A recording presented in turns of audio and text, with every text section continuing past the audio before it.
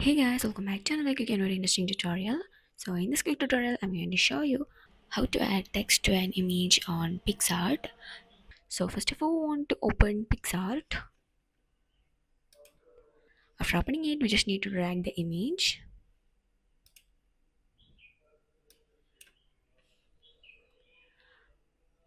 After dragging the image for adding the text, here on the left you can see a menu options, and here as a fourth option you can see here text. Click on that, and from here you can just choose the text that you wanted, or otherwise you can just add the text as like you wanted and from here you can just change the font, and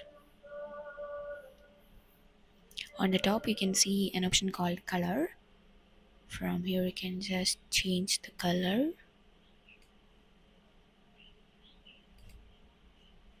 like this,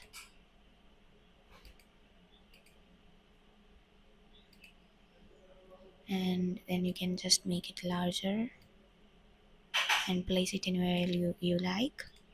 So this is how you can add text on Picsart.